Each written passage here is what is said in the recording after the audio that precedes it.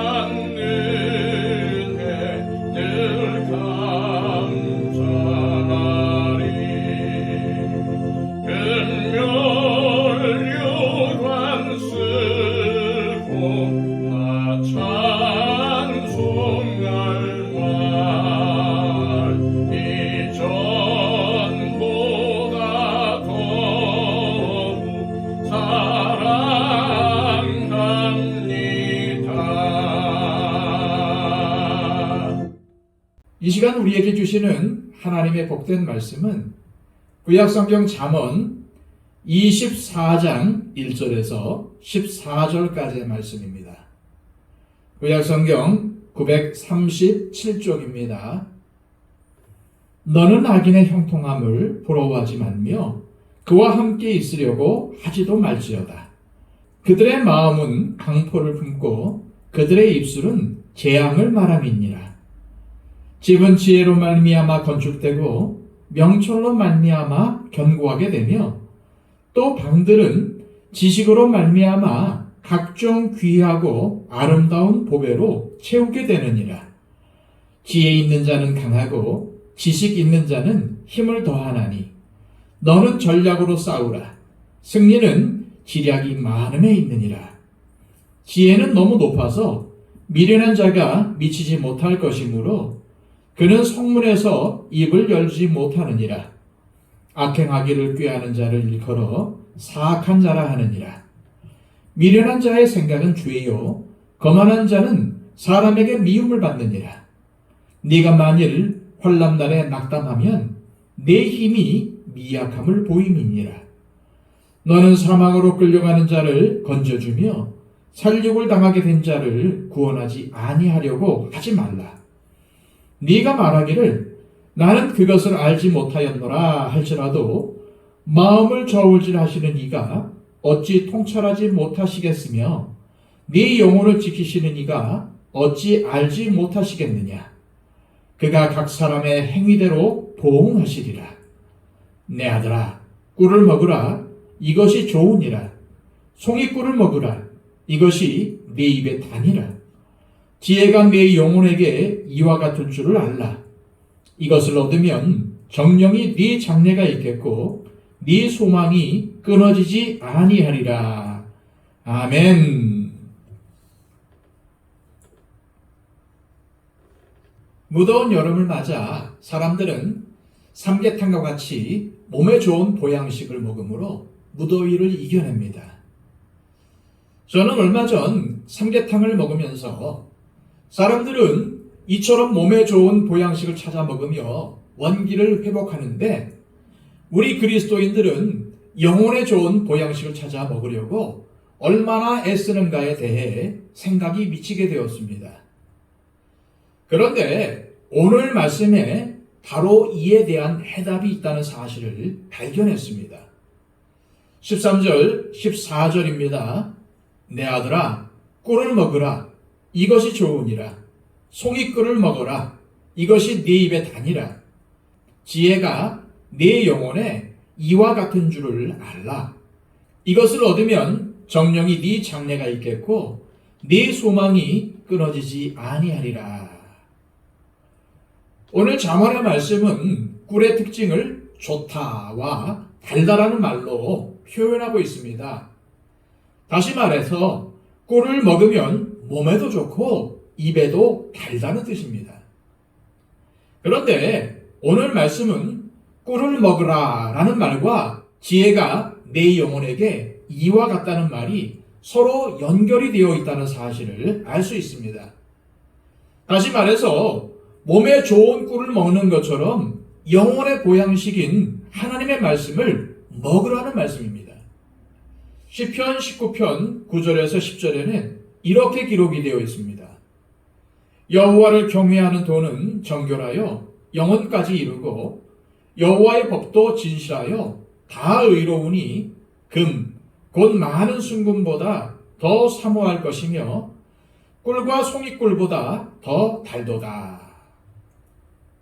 여호와를 경외하는 도와 여호와의 법은 둘 다 하나님의 말씀을 가리킵니다. 그런데 하나님 말씀이 꿀보다도 더 달다는 것입니다. 이는 시편 119편 103절에서 104절의 말씀에도 나타납니다. 주의 말씀의 맛이 내게 어찌 그리 단지요 내 입의 꿀보다 더 다니이다. 주의 법도들로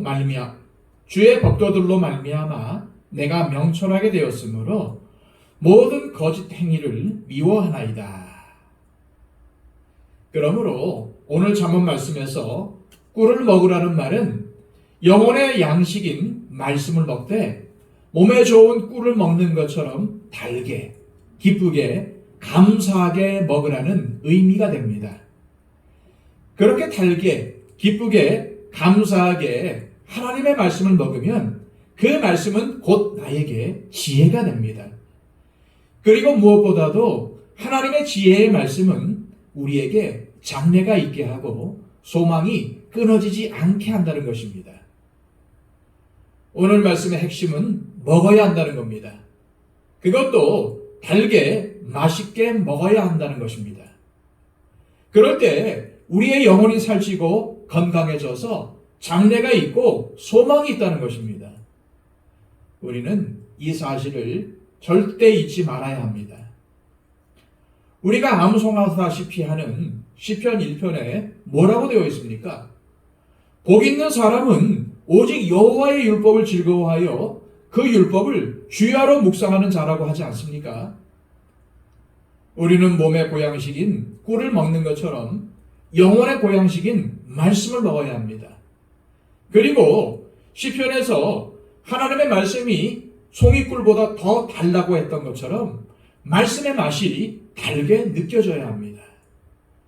그리고 바로 이것이 성도가 가져야 할 올바른 자세입니다. 이제 3절과 4절입니다. 집은 지혜로 말미암아 건축되고 명철로 말미암아 견고하게 되며 또 방들은 지식으로 말미암아 각종 귀하고 아름다운 보배로 채우게 되느니라. 여기서 집은 건물을 뜻하기도 하고 한 사람이 이루고 있는 가정 혹은 한 사람의 일평생, 더 나아가 한 나라를 상징하는 등 다양한 의미를 지니고 있습니다. 그런데 이 말씀은 하나님을 믿는 하나님의 백성에게 주신 말씀입니다. 다시 말해서 우리는 이 집이라는 말을 우리 그리스도인의 인생을 가리키는 말로 보아야 한다는 것입니다. 사실 성경에 이스라엘 집, 유다 집 하는 표현들은 모두 하나님의 백성, 즉 하나님을 믿는 믿음의 공동체를 일컫는 말입니다. 그런 이유로 오늘 말씀에서 집이란 믿음으로 살아가는 성도의 삶을 지칭하는 것으로 보아야 합니다. 집을 짓는데 중요한 요소 중 하나가 바로 설계입니다. 좋은 집일수록, 큰 집일수록, 높은 집일수록 설계가 좋아야 합니다. 설계가 좋지 않거나 없으면 제대로 된 집을 지을 수가 없습니다. 특히 집을 지을 곳이 지진이나 자연재해가 있는 곳이라면 더욱 그렇습니다. 그런데 오늘 말씀은 이 집이 지혜와 명철로 말미암아 건축되고 견고하게 된다고 말하고 있습니다. 무슨 말씀입니까? 우리 인생이, 우리의 가정이 바로 세워지는 것은 우리의 능력이나 힘이 아니라 하나님의 말씀이라는 의미입니다. 하나님의 지혜와 명철, 지식이 아니면 우리의 인생에 비바람이 불고 눈보라가 휘몰아칠 때, 더욱이 인생을 뒤흔들 만한 지진이 일어날 때 우리의 힘으로는 이기거나 버틸 수가 없습니다. 그래서 우리는 더더욱 하나님의 말씀을 신뢰해야 하는 것입니다. 오늘 말씀은 집과 함께 그 집을 이루는 방들도 언급하고 있습니다. 집이 우리 가정 혹은 우리의 인생을 의미한다면 방들은 우리의 속사람을 의미하는 말입니다. 결국 여호와의 율법, 즉 하나님의 말씀을 즐거워하는 삶이 우리의 속사람, 곧 우리의 마음에 보배를 채우는 길이라는 의미입니다. 그렇습니다. 하나님의 말씀을 송이꿀처럼 달게 먹고 그 말씀으로 우리의 마음을 채우는 일은 결국 우리를 잘 살게 하는 원동력입니다. 또한 주님이 우리에게 명하신 세상의 소금과 빛으로 살아가는 힘이 되기 때문에 이것은 생명이 달린 문제인 것입니다. 그래서 5절과 6절 말씀에는 이렇게 기록이 되어 있습니다. 지혜 있는 자는 강하고 지식 있는 자는 힘을 더하나니 너는 전략으로 싸우라. 승리는 지략이 많음에 있느니라. 6절의 싸움을 영적 전쟁으로 해석하면 이 말씀의 의미는 분명해집니다. 마귀와 악한 영들과의 영적 싸움에서 승리를 하려면 오직 모략과 지혜로, 다시 말해서 하나님의 말씀으로 악한 영에 대항해야 참된 승리를 얻을 수가 있습니다. 따라서 사람의 참된 힘의 원천은 주먹과 같은 육체에 있는 것이 아니라 지혜를 얻고 지식을 깨닫는 정신, 즉 마음에 있음을 명심해야 합니다. 그래서 성경은 우리에게 무릇 지킬 만한 것들 중에서 제일 중요한 마음을 지키라고 강조하고 있는 것입니다.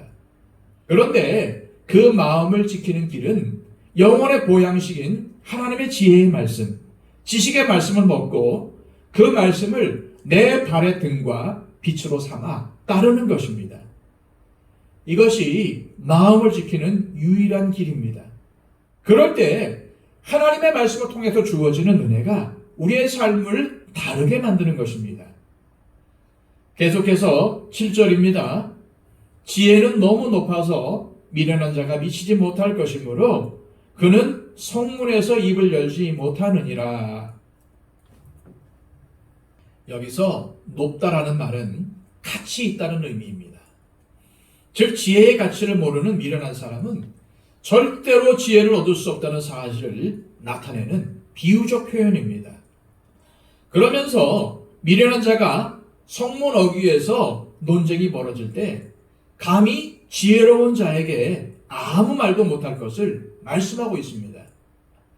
다시 말해서 지혜로운 사람은 백성들의 존경과 사랑을 받지만은 백성들에게 아무런 도움이 되지 못하고 오히려 해를 끼치는 미련한 자는 멸시를 받게 된다는 사실을 말하고 있는 것입니다. 따라서 우리 그리스도인들은 세상 그 무엇보다도 가치 있는 지혜를 추구하는 삶, 하나님의 말씀을 사모하는 삶을 살아야 합니다. 이 시간 기도하실 때 하나님 아버지, 우리가 하나님의 말씀이 세상 무엇보다 가치 있다는 것을 깨닫게 하시고 몸의 보양식을 먹기 위해 애쓰듯 이 영혼의 보양식인 하나님의 말씀을 달게, 기쁘게, 감사하게 먹게 하옵소서. 기도하시기를 바랍니다. 111 기도를 통해서 우리의 기도가 필요한 분들을 위해서 중보해 주시기를 바랍니다. 다 함께 기도하겠습니다.